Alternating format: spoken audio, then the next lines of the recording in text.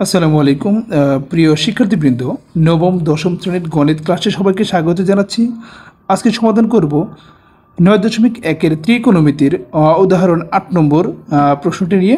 তো প্রমাণ করতে হবে যে 1/2 - sin square theta plus 1/2 plus tan square theta সমান হচ্ছে 1। তো এটা হচ্ছে বাম পক্ষ সমান হচ্ছে ডান পক্ষ প্রমাণ করতে হবে। তো বাম পক্ষ হচ্ছে আমরা লিখে নিয়েছি 1/2 - sin square theta plus 1/2 plus tan square theta. তো শিক্ষার্থীবৃন্দ, এখানে আমাদের যেটা করব, tan স্কোয়ার থিটা সমান আমরা জানি tan থিটা সমান হচ্ছে sine theta divided cos theta, এটা কিন্তু আমরা জানি। তো এই হিসেবে tan স্কোয়ার থিটা সমান আমরা লিখতে পারি হচ্ছে 2 plus sine square theta divided cos square theta. অর্থাৎ দ্বিতীয় লাইনে কিন্তু শুধুমাত্র এতটুকু পরিবর্তন হয়েছে, tan স্কোয়ার থিটাকে আমরা sine square theta plus divided cos square theta লিখেছি। তো তার পরবর্তীতে 2 plus sine square theta divided cos square theta, অর্থাৎ এখানে ভগ্নাংশের আমরা যোগ করেছি। তো 2-র নিচে যদি আমরা 1 মনে করি, তাহলে cos স্কোয়ার থিটা এবং 1-এর লসাগু হচ্ছে cos স্কোয়ার থিটা, এবং এটাকে যদি আমরা ভগ্নাংশের যোগ করি তাহলে 2 cos square theta plus sine square theta থাকবে। তো এইখানে জাস্ট ভগ্নাংশের লসাগুটা করা হয়েছে। এরপরে হচ্ছে 1/2 - sin square theta plus cos square theta, এটাকে যদি আমরা অর্থাৎ এখানে ভাগ আছে, ভাগকে যদি আমরা গুণ করে দিই তাহলে cos স্কোয়ার থিটা কিন্তু উপরে যাবে, অর্থাৎ লবে যাবে, এবং 2 cos square theta plus sin square theta হচ্ছে নিচে চলে আসবে। তো শিক্ষার্থীবৃন্দ, এখানে 2 cos স্কোয়ার থিটা যেটা রয়েছে এটা জাস্ট আমরা লিখতে পারি, অর্থাৎ cos স্কোয়ার থিটার পরিবর্তে আমরা লিখতে পারি 1 - sin স্কোয়ার থিটা। আমরা একটা সূত্র জানি যে sine square theta plus cos square theta সমান হচ্ছে 1। তো এইখান থেকে আমরা cos স্কোয়ার থিটা সমান লিখতে পারি, অর্থাৎ 1 - sin স্কোয়ার থিটা। তো cos স্কোয়ার থিটার পরিবর্তে আমরা লিখব হচ্ছে 1 - sin স্কোয়ার থিটা। পরবর্তী লাইনে এই cos স্কোয়ার থিটা যেটা আছে এটার পরিবর্তে কিন্তু আমরা লিখেছি হচ্ছে 1 - sin স্কোয়ার থিটা।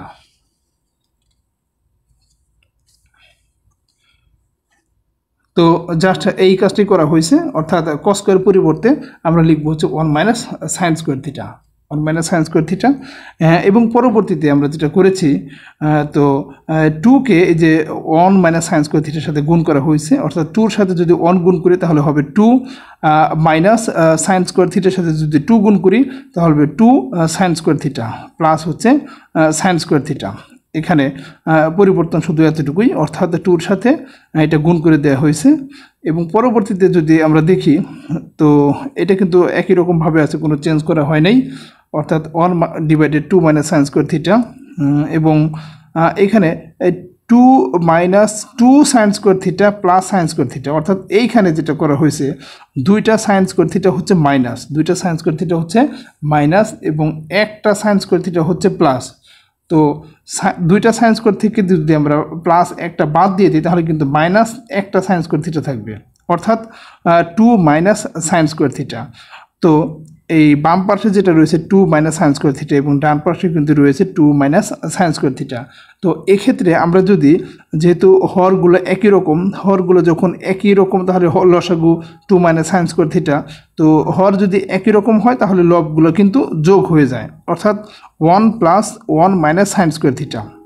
তো এখানে 1 + 1 হচ্ছে 2 - sin স্কোয়ার থিটা, এবং এর হর হচ্ছে 2 - sin স্কোয়ার থিটা, অর্থাৎ এখানে কিন্তু হর এবং লব কিন্তু একই রকম। তো দুইটাকে যদি আমরা ভাগ করি তাহলে আমাদের কিন্তু এটা পাবো হচ্ছে 1, অর্থাৎ আমাদের প্রমাণ করতে বলেছে কিন্তু 1।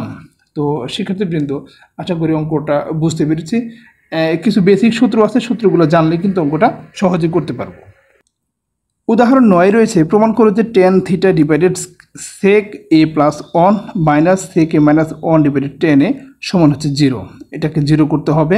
তো বাম পক্ষ আমরা লিখে নিয়েছি 10 divided sec a + 1 minus sec a - 1 divided tan a। এবং এইখানে আমরা যেটা করতে পারি, প্রথমত আমরা sec a + 1 এবং tan a এই দুইটার হরের লসাগু করব, অর্থাৎ sec a + 1 এবং tan a এর লসাগু হচ্ছে sec a + 1 গুণন tan a। এটা হচ্ছে লসাগু। যারা ভগ্নাংশের যোগ বিয়োগ করতে পারে তাদের ক্ষেত্রে কিন্তু এটা একেবারে সহজ মনে হবে।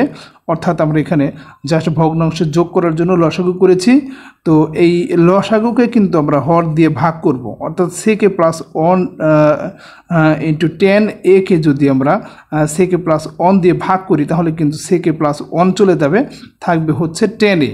তো 10 এর সাথে 10 যদি গুণ করি তাহলে 10 স্কোয়ার a মাইনাস একই রকমভাবে এই 10 এর সাথে যদি আমরা এটা ভাগ করি তাহলে 10 চলে যাবে, তাহলে থাকবে হচ্ছে x square a minus 1 square, অর্থাৎ square x square a minus 1।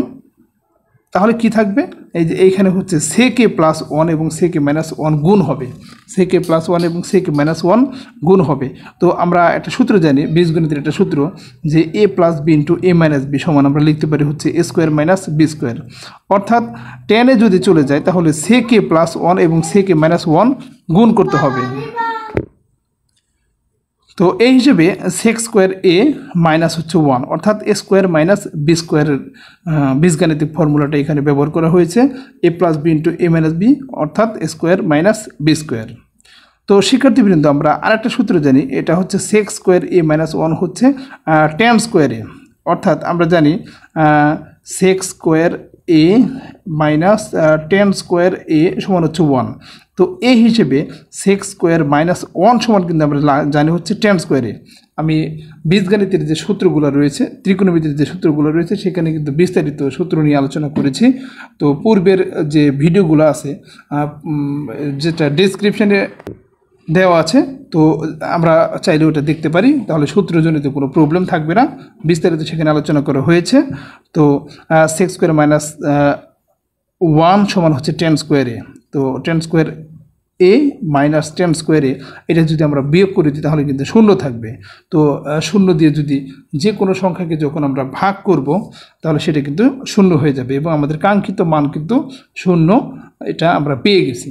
তো এই ছিল হচ্ছে উদাহরণ 9-এর অঙ্কটা, একেবারে সহজ অঙ্ক ছিল, আমরা একটু প্র্যাকটিস করলে কিন্তু এটা পারা যাবে।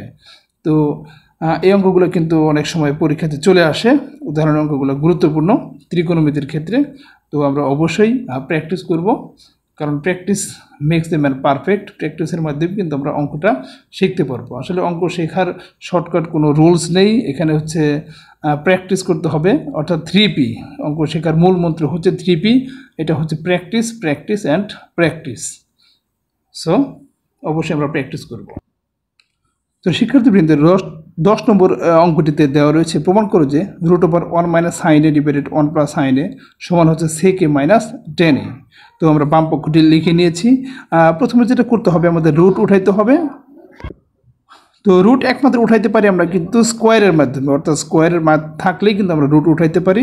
তো এই জন্য আমরা যেটা করব যে হর এবং লবের সাথে 1 মাইনাস সাইন এ দ্বারা গুণ করব, অর্থাৎ হরের সাথে 1 মাইনাস সাইন এ এবং লবের সাথে হচ্ছে 1 মাইনাস সাইন এ দ্বারা গুণ করব।